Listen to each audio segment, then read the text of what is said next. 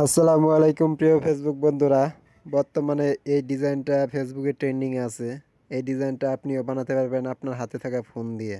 কিভাবে তৈরি করবেন চলুন আপনাদের আমি স্টেপ বাই স্টেপ দেখিয়ে দিই। প্রথমে একটা প্লে স্টোর থেকে সফটওয়্যার ডাউনলোড করবেন। সফটওয়্যার নামটি হলো হাইপিক। হাইপিক সফটওয়্যার ডাউনলোড করার পর ওপেন করবেন। ওপেন করার পর নিচের দিকে যাবেন, যতগুলা অ্যালাউ চাইবে সব অ্যালাউ দিয়ে দিবেন। দেওয়ার পর এই দেখেন এই একটা টেমপ্লেট, এখানে ক্লিক করবেন।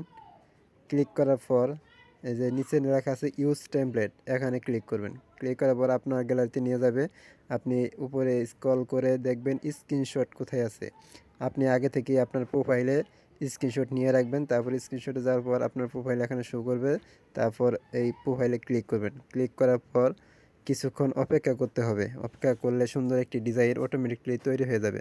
এখন এটিকে সুন্দর মতো বসিয়ে দিব। বসিয়ে দেওয়ার পর আপনি উপরে দেখেন কর্নারে এক্সপোর্ট অপশন আছে, এক্সপোর্টে ক্লিক করে দিবেন।